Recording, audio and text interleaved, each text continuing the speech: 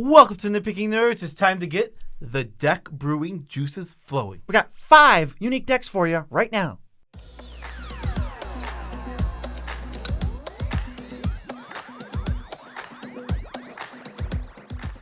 I'm your host, Joe Cherries. I'm your host, BZ, joined by Ember, and that makes us the Nitpicking Nerds, bringing you daily Commander content.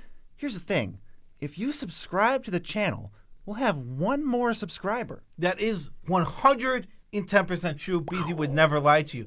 If you're already subscribed to this channel and you want to continue supporting us, Patreon.com is the best way to do that. You give us money directly, and this channel can grow and get better. Along with 2 indirect ways to support the channel, TCG Player, affiliate link in the description being one of them. If you go to that link and buy the cards you're probably going to buy after this video anyway, we'll get a kickback on the order, free of charge for you. No extra money. Same cards, same price, same place. All you do is start with our link, and we get a kickback, and you're supporting the channel. Same is true for DragonShield.com. Go there, buy the best sleeves in the multiverse. Good sleeves. Then they come to your house. You put your cards inside of those sleeves. But guess what? You spent no extra money, no extra dollars in any way. Got the same exact sleeves. Nerds got supported, baby. Whoa, that's a free way to support the nerds. That is a free way to support the nerds. So let's get into this video. It's 5 unique deck ideas. We decided to go a little bit more in depth and scrunch the video down a bit so it's not quite as long and drawn out. So we're going to give you some deck ideas. These aren't the end-all, be-all of deck ideas. The whole idea and what we're trying to do here is give you something to work with, some ideas so you can go, oh, I kind of like that. I can take that and move that into this deck and do this and that to make you come up with your own cool, fun ideas. Yeah, we're just thinking outside the box, throwing some wacky stuff at you, and then we're trying to see, going from 10 to 5, how that works for going a little bit more in-depth of what the decks can actually do. Yes. So let's just get right into it. The first one. I love this one. It's the Switcheroo deck. So if you're wondering what the Switcheroo deck is, we're exchanging stuff all over the place. For our commander, we went with Maraschiello. She's not integral to the deck, but she kind of works because if we Switcheroo some creatures, now if we can get a counter onto those creatures, we can just keep them permanently. Yeah, she's pretty good. I thought she was one of the better Switcheroo commanders, and we're not doing like Zedruu. That feels too similar. We're not stealing creatures. We're not active treasoning creatures. We want to have a fair trade. We want to exchange 1 for 1 every time. We're going to maybe exchange some artifacts and enchantments every once in a while too. There's like a million different ways to exchange. In this deck, we're not going to mention these cards because they're kind of like the core of the Black Rose strategy, but you probably want like Unspeakable Symbol and a couple sack outlets to make the whole thing stick together. But we got the exchangey cards and then the fodder to give away. Yeah, so the first one, Role Reversal, is the simplest 3 mana, and you're going to see, like literally as we go down here, that with power creep, this effect just keeps costing less and less mana. Because back in the day, I think, what is it, Shifting Loyalties? That's the 6 mana one. Fate Reforged, 5 and a blue. You exchange control of 2 things that share a type.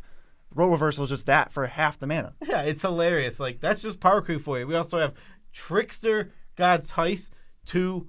This is a saga, and you can exchange creatures, then you can exchange non-creatures. They got to share types, and then they lose 3 life. That part doesn't really matter. I mean, can you argue that this effect is like even less mana than Role Reversal? Because now you get 2 exchanges for 4 mana. Yeah. And it's an uncommon. Yeah, Trickster God's Heist is just good. I mean, I think this effect is strong, especially because you can change other people's stuff. Just be like, all right, take your commander and your commander. Now you switch them. Exactly. They're not as much of a threat on your other boards. Right. If we're looking to get frisky, we can just play Wrong Turn either as a weird removal spell, give something away to someone else, or give one of our things away just because we feel like it. Well, we'll get to what we're going to give away.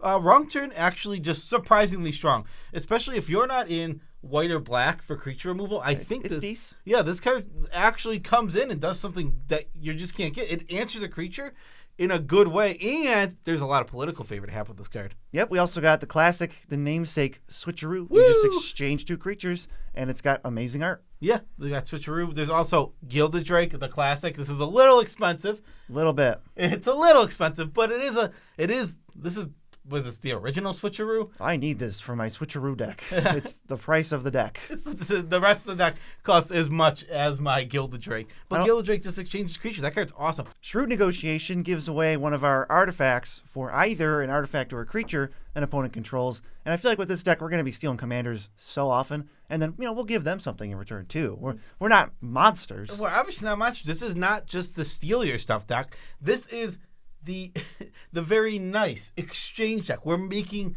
trades. We also have Perplexing Chimera. If you haven't played this card, it is a pain in the buttocks to play. It is such a pain. Like, oh my goodness. But it is very strong. And also, if we can get it back, which we can, it's really annoying. Yeah, I think we'll be able to get it back. Visions of Duplicity just straight up switches 2 creatures, and then it does it again. Kind of expensive, but it's reduced by 4 on the flashback because of Maraschiello. Yeah, I mean, this, again, we mentioned with Wrong Turn, this effect is much stronger than it looks. There's also Sudden Substitution, which lets you give away a creature. We got some good ones to give away, and we're just going to take control of a spell. It actually lets us do either one, because if we put a spell on the stack, we can trade their creature for our spell, non-creature, or if they're trying to do something crazy, we can steal that and then give them one of our creatures. Last one is Djinn of Infinite Deceits. This is one of the better ones, I guess, if you can get it to stick down on the board. Just taps, switches 2 creatures as long as you're not in combat. You can just keep going over and over and over again, just repeat this. So now that we're giving away stuff and we got all this exchange, we got to make the exchanges feel for us by giving away crap. Like Gold Knight Castigator, and no, Gold Knight does not have a KBZ. Way to spell it wrong. Oh, it's just a Gold Knight. Nighttime is gold. The Knight is gold. So this makes the player who has it take double damage. We don't want that. You can have it. It's fine. You can have it. You can have it. So yeah, we're gonna give that one away. Cinder Giant is gonna deal 2 damage to each creature you control. This one's kind of funny because if our creatures have counters, we can actually just play this, and it's not a big deal, and we'll just get them back. So even if we can't give it away right away, it's not bad. But when we give it away, they probably can't do what we're doing. No, it's going to give it to all their small utility creatures, and they're going to be completely worthless. Grid Monitor and Steel Golem, both basically the same as that card. They just say you can't play creatures. That's a lock on a lot of decks. And I know some of these cards overlap with Zedru, but what's really interesting about this deck is we are okay playing them, and we're okay not giving them away for like 3 turns, because if we have a creature we want to cast, we'll just put a counter on it, sack it, cast whatever we need to, and then it comes back. Yeah, it's really simple. Like we can get around this card when we need to. We also have Kolfinor's Plans. If you what don't a know, card! This is just an awful, awful Magic card. You literally exile the top 7. You can play those 7, but you can only play 1 spell per turn, and you skip your draw step. What? Think of Midnight Oil back in Kaladesh, and it's just power creep way back to that. I mean, I'm sure our opponents will love playing with this obscure Lorwyn Rare. They're also going to love this awesome hat we got from Grafted Skullcap. They're going to draw an extra card every single turn. Wow. How are they not going to love that? And at the end, stuff they're going to discard. But that, whatever. Discard everything. Yeah, everything. But don't worry about that. That's nothing. Don't read the fine print. Pyromancer's Swath is a nice boost for any red deck because you're going to deal 2 extra damage with all your spells. And then, like I said, at every unstep, you discard your hand, but that's probably fine. That's not really anything. They can handle it. That's pretty much Our nothing. opponents have strong decks. Yeah. Strong will. Yeah, I mean, and they're also all playing red, definitely. Yeah, I mean, they're going to be able to take advantage of the damage for sure. Yeah, for sure. There's also Endless Cockroaches. I love this one. I love this one. You give it... Wow, I was actually the same thing. No, I love this one. You give it away. I love this one. You give it away, and then it just ends up back in your hand. Well, that seems pretty good for us. Yeah, if the board gets wiped, even by our hand... It's fine. All our stuff isn't going away, even though it's not ours. Maraschiello still gives it back to us when they die with a counter on them, as long as they're not a commander. And then Endless Cockroaches just goes, "Hey, I want to go back over here," and then come back to your hand and you play it again. Yeah, and last but not least, a couple of cards, just anything with the Undying ability. The main ones like Grolf's Messenger and Flare the Hate Bound are like the main 2 that kind of just come to your mind. Hey man, don't leave out Butcher Ghoul. I did leave out super cheap. I did leave out Butcher Ghoul, but if you give them away, when they die, they're going to undie back to your side of the field. Right, and also on your side of the field, they just forever die. Yes, they come back with counters. So it's a great combo with Maraschiello. That brings us to our second deck we got for you. This I'm calling Land Tribal.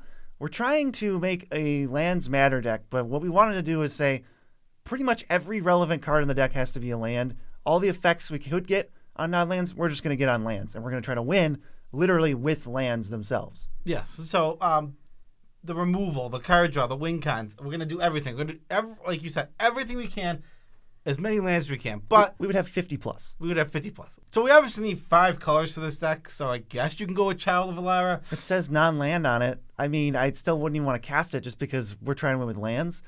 So, like, if your friends will let you, Genju of the Realms is what I'd recommend. Yeah, maybe. He's, like, pseudo-commander. Yeah, I mean, a lot of people just let you, what is it? I don't think that's a big one. You know, that's not a big pill to swallow. Like, oh, you want to use Genju of the Realms and Commander? Unbelievable. Come on. That's a rule 0 that I don't think I was going to have a problem with. So some of our ramp exploration, I mean, burgeoning. We're going to get a ton of lands onto the battlefield. We need to get them out quickly.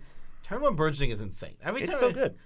In this deck, with 50 lands, it's going to be extra insane. Every hand you have is going to be like a 4-lander. Yeah, at least, minimum. Yeah, so we got all of that stuff. Sylvan Scrying to find anything we need. Dryad Elysian Grove to fix our mana. Give us an extra land drop. Awakening is a sick one. Untap all creatures and lands every upkeep. Yeah, I mean, on the same note, we have Wilderness Reclamation, which will do it once on our end stop, and we also have Seedborn Muse, which is going to do it every single upkeep, letting us use our mana over and over again, probably for land effects. We're going to have all these utility lands. We're trying to actually activate them, and it's not good enough, clearly, because no one does this. No one makes this deck. This isn't a deck that exists.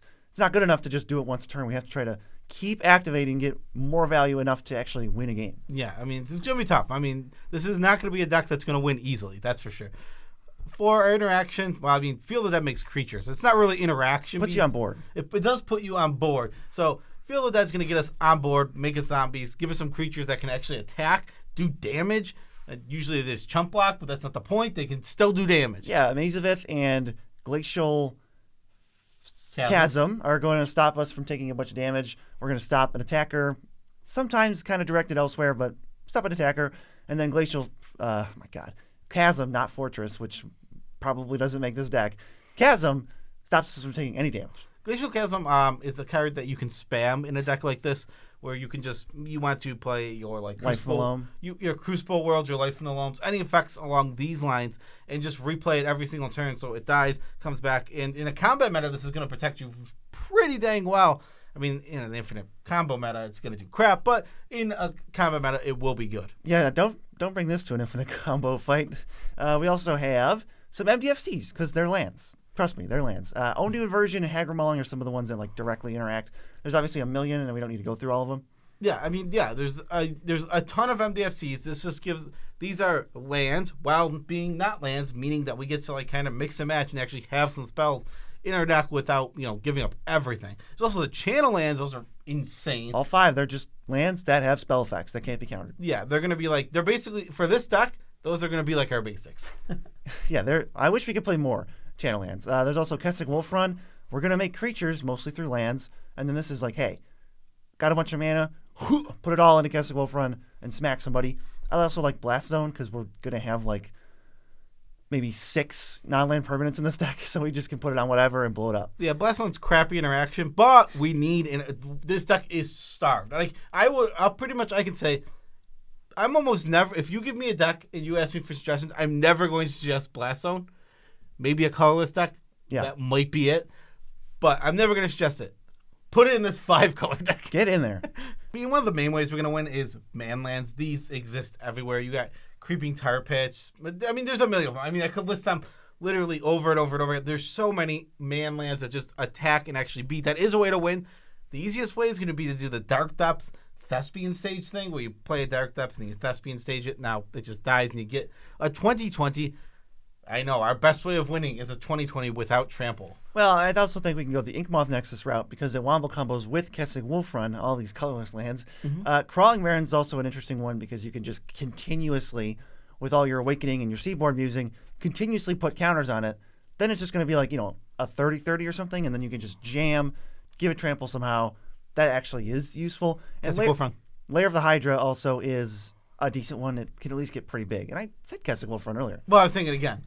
You said give a sample somehow. Kessig Wolf Run. It's always Kessig Wolf Run because I don't think this deck can do it otherwise. I mean, there's Skarg the Rage Pits, but I really don't know how many colorless lands we're playing in this deck. Yeah, you can't play that many. You really can't. It's so few. Then we also can go with the Valakut plan. This lines up well with like Prismatic Omen or Elysian Grove. Yeah, Dryad of the Elysian Grove is the main one. That's a really good card. Actually gives us an extra land drop and makes them all land types. So that one's going to be good. Valakut, then each of our lands will give us something. We can Brood Awakening, bring all of our lands to life, beat in with them. I mean, if we get 50 lands in play, and then we turn them all into 2/2s, that's going to be enough to win a lot of games. And then the alternate strategy you could go for, which would cut a lot of these other cards and not make you have to play man lands, or creature lands. Maze's End, that's only 12 land slots, and that's your victory right there. You just need to make sure you can get 10 lands in play. 10 of them are gates, and then Maze's End. Well, we can find Maze's End super easily, so I'm thinking maybe this works. I would just skip out the Maze. The reason I would cut the Maze's End in this case is because this deck is trying to be unique. Yeah, it's an alternate route because it would change a lot of the cards in the deck. It would change a lot of cards in the deck, and it's also you've seen it. You have seen it. You haven't seen the rest of it. Yeah, we're not. No, have you seen the 50 lands in play Brood Awakening deck? No, you haven't. So get out of here, Maze's End. You're a piece of poop. Next, we got the Selfish Monarch deck. This is a deck that wants to be the Monarch, but we're not trading. We're not making deals. We're literally crossing our arms, doing a little tantrum, and keeping the Monarch hopefully for the whole game. Our commander is Kenrith, the Returned King. What reason would we have to want to keep the Monarch for the whole game? Well, first thing, you glazed over this, BZ. The Kenrith is a Monarch? Kenrith, the Returned King, is both 5 colors, and he's a Monarch. And we get to make him a selfish, greedy king who will never give up his throne for any reason. Well, the reasons we want to keep it is, well, there's a few cards that really, really like having the Monarch. First being the Court Cycle. Yep. The whole Court Cycle is just going to be great. Court of Grace is going to give us 4/4s instead of 1/1s. Court of Cunning is going to mill for 10. That one's not the best, but it's something. We'll take it. Court of Ambition, I think the card is pretty weak when you're only getting 1. That effect 2 really starts adding up super, super quickly. Ire is 7 damage. 7. You can just hit 7. You can hit the best. It always is going to remove the best creature, almost always. And then if you're not, you're just doming somebody for 7 damage straight to the face. And Bounty's just going to let us drop in some creatures. Yeah, Bounty's all right, but we like the other 4. Dawnglade Regent gives all your permanents hexproof as long as you're the Monarch. So we're going to keep it. This deck's really good at keeping it. That just gives all our permanents hexproof all the time. Plus, we're going to be loving that extra draw every turn. Yeah, exactly. It works really, really well. This deck. We also have Keeper of the Keys. Going to make all of our creatures unblockable if we can keep the Monarchy. Easy victories. There's also, this is like a political piece I've learned. Palace Jailer, you can put away their best creature, somebody's best creature, and then go, okay, go ahead. And then what are the other two going to take it from you? And give them back like their Elishnorn? Or maybe not Elishnorn specific. Well, no, it does work with Elishnorn. Because if it ETBs, it exiles, the creature doesn't need to stay around.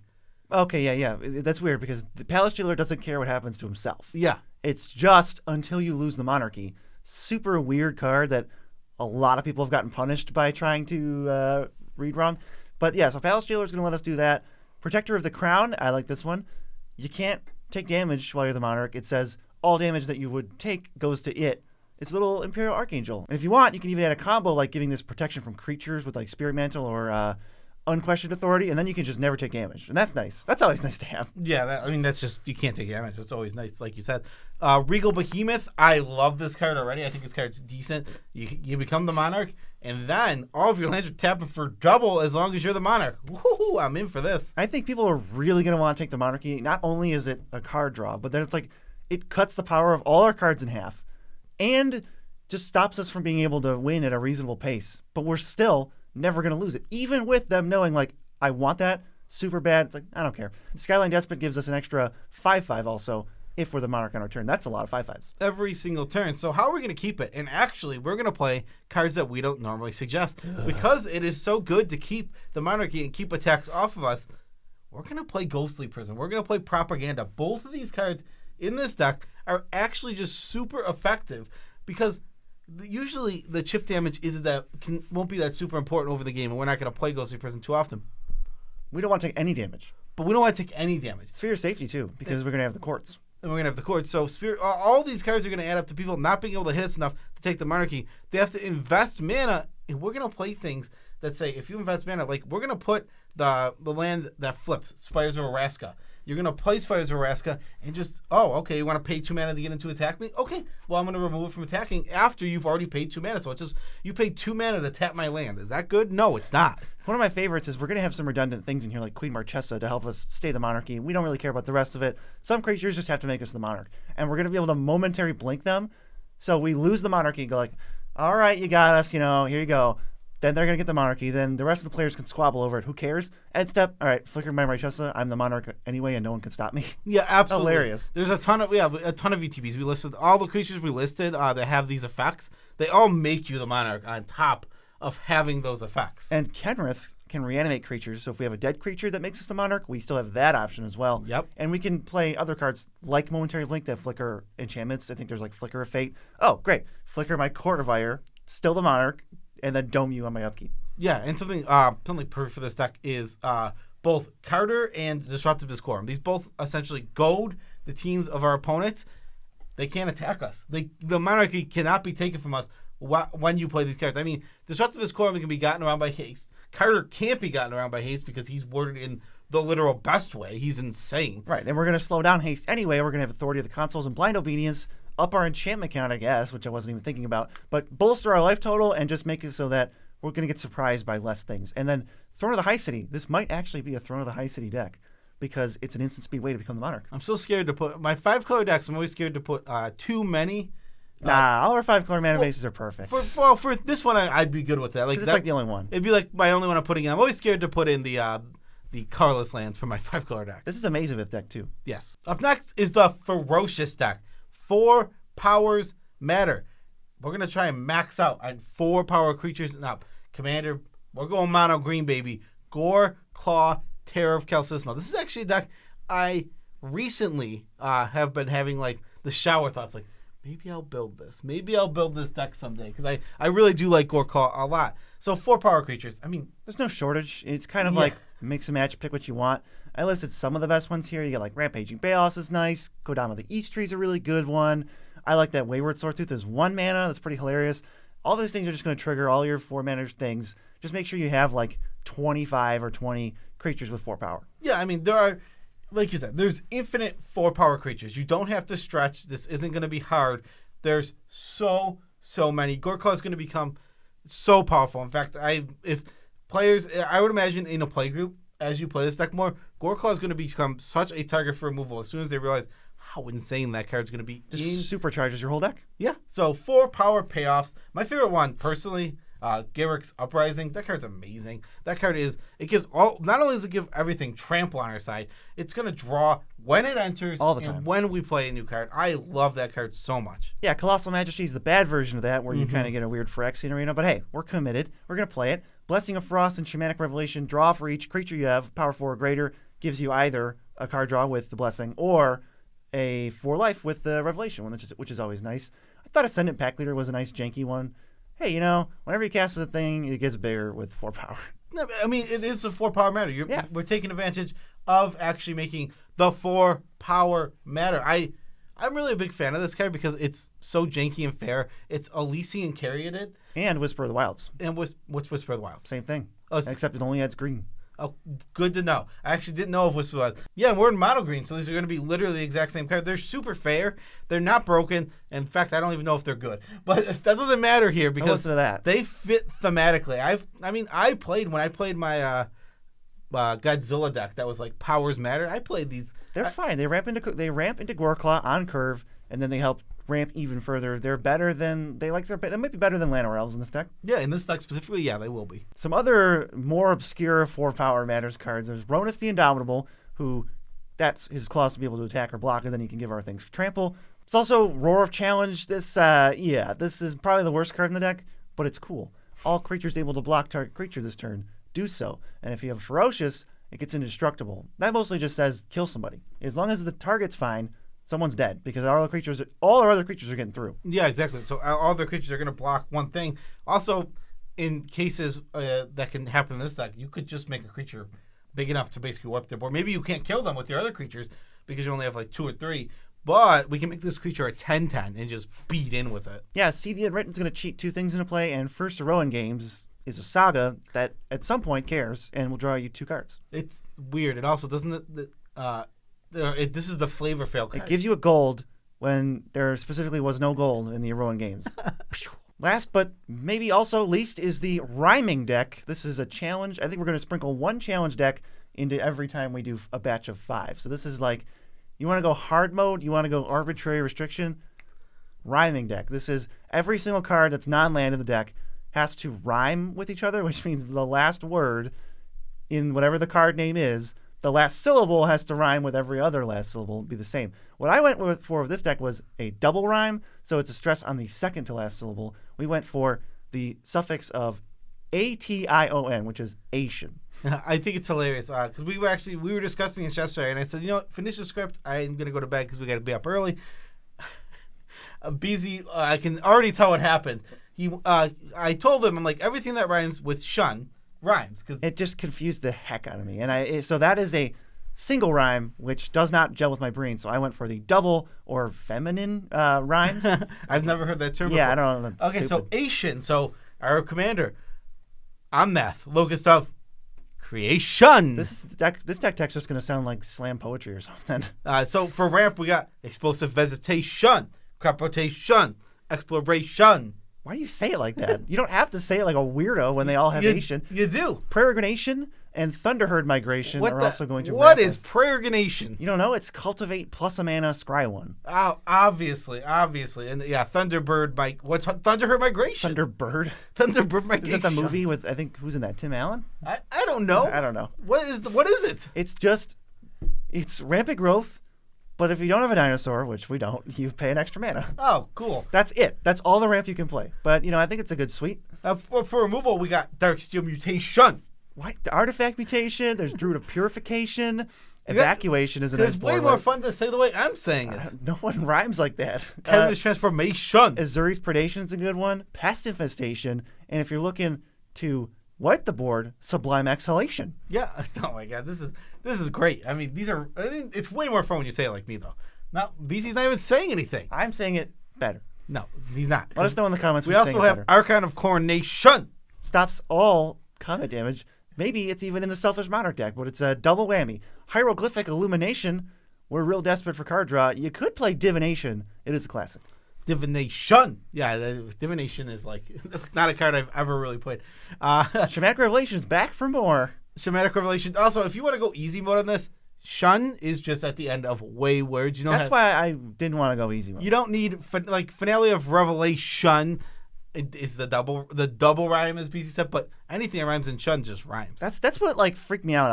I was like, I didn't even know technically that revelation rhymes with substitution. That did not gel with me, so I was doing this. Yeah, it's also the way you're saying it. No human being is talking like how you're talking. That is not how you say it. Substitution. No one says shun at the end like that. Substitution. That's how you say it. Yeah, exactly. It's just how you're enunciating. They both end in shun, though. I'm still saying it the same way. Maybe that's for the tidbit. Like revelation, substitution. I'm saying shun at the end of both of them. No, you're saying You're saying it differently. Not. You're revelation, substitution. Substitution. No. Substitution. Who talks like that? Who talks like that? It's how you're enunciating. You're choosing You're choosing to enunciate it as shun at the end of one and not as shun at the other. Which one didn't I use shun as? Go ahead, say both of them. Revelation. Substitution. Revelation. You're saying shin. Substitution. You're saying shin. Substitution. You're saying shin instead of shun. It's the same sound in both of them. It's not. I said shin for both of them. You're not saying. You're saying shin and shun. Get ready. Revelation. Substitution. Then they rhyme. That's what I'm saying. It doesn't sound like they rhyme. It does when you say it the right way, like you just did. Without your sidetrack, this would have taken 1 second because all I said was, "Hey, didn't gel with me that those rhyme." Well, they do. They just do. What are our win cons, BZ? Okay, we got Archetype of Imagination. All of our creatures are unblockable, basically. Divine Visitation. You could go a token round with this deck. There's actually, I think, enough cards that you could make tokens a sub-theme in this deck. Omnath Locus of Creation is carrying hard, by the way. But there's Aura and Artifact Mutation, and there's Aether Mutation, which can bounce a creature and give you tokens. There's Sapling Migration, too. So there's a couple ways to actually make enough tokens for that to work. Also, Finale of Devastation, just smack people for 1 million. And Rite of Replication, copy the best thing 5 times. Yeah, and they all double rhyme because BZ's brain breaks at single rhymes. I think it'd be hilarious to just show up with this deck and not say anything. I mean, just everything you say rhymes, and eventually someone will be like, "What? Why are you playing these cards?" And then you're like, "I don't know." And then you just keep saying Asian, and they're like, "Oh." They could have. I mean, I could just see. It'd be hilarious. I could just see people not even noticing. Yeah. That's even better. It's really easy just not to notice. that all their cards are named and end in shin. You have to try to triple spell. Omnet's going to help you with that, though. You're like, all right, Pest Infestation, Arcane of Coronation, Hieroglyphic Illumination. Oh my God. All right, well, that is our video. Special shout-outs to every single one of our patrons. Love you as much as we can without making you uncomfortable. Thank you guys for supporting this channel directly. If they don't have money to give us directly, but they want to buy magic cards, what could they possibly do? They can go to TCG Player, buy the cards they like for the same amount of price, and then we get more money from someone who isn't them, which is just one of the best deals on the internet. And also Dragon Shield, same freaking deal, but it's a different website. So you go to the EU or the US site, buy the sleeves or product or playmats, whatever you want, and we get a kickback. It's like putting money in our pockets, but it's not your money. Yes, the one is sleeves, one you can buy all your card needs at tcgplayer.com, and you can buy all of your accessories, deck boxes, and sleeves, and all of that kind of stuff at Dragon Shield. I do believe I said that. You said it very weird because you said same deal, and then you said 5 other things, then you said sleeves. I think they knew. Maybe only because they probably watched another video. If somebody thinks DragonShield.com was a marketplace, they're in for a rude awakening. How? Yeah, this wouldn't be their fault. It's not like because you didn't explain it. Mm-hmm. All right. Well, we have to get into doing some shout-outs. First shout-out goes to someone whose name I will only pronounce as follows. Houdini. That's what the Jawas say. Yeah, that is how the Jawas would say your name. We also have Luke Gosling, Ryan Gosling's cousin, I believe. 2 from Star the UK. Wars references in a row. Luke. Oh my goodness, unbelievable! Because the only people named Luke are from Star Wars. Yeah, and Brandon Hannabarger. That's really not connected to Star Wars, but they still support the channel. Yeah, this guy, next one, Addicted to Building. What? Is that a Minecraft reference? I don't know. It could be. It could just be a construction worker. James Hill. Just a normal name, regular dude, supporting the channel. Thanks, James. Normal human name. We also have Michael Coldenhaas Pooler. In quotes. Coldenhaas. Not everybody has quotes. Chodzilla. That's a great name. Yeah, I mean... No comment. No comment. We also have Witch May. Witch Way, actually. But it's spelled witch. Also a good name. Like the wizard. Reminds me of the Scooby-Doo episode, Which Witch is Which? Oh, classic episode. That's good. That is a classic episode. Amelia Hillemeyer. Thanks. I think we did a tune-up for them. We did. We absolutely did. We're also doing a tune-up for this next person. Trevor Pug. Pew? No, Pug. Pug with an H Pug. at the end that makes no sound. Yeah, it's Pug. Pug. I like that. Yeah, it's going to be a quick tidbit. Does anyone have any advice for when you get a little bit of irritated skin on the inside of your lip and then it makes this little bump and then it never goes away because the bump constantly rubs against your teeth and it just stays irritated? I don't know what to do. It's bugging me. I've had it for like 5 days now. It obviously goes away at some point. It has to. It has to. I mean, everyone's had it before. I've had it before. It's just so annoying. That's completely I can't be fair. sticking random stuff in my mouth, so I don't think there's any solution. Probably just screwed. I mean, I don't know. I've never had said bump before. Well, it's a bummer. I've had like irritation in my mouth, but I don't. The one that you're referencing specifically, I don't. It's like right on the opposite side of. If you want to picture the inside of my mouth, it's right here. I don't want to picture that at all. Peace out, Tribe Scouts.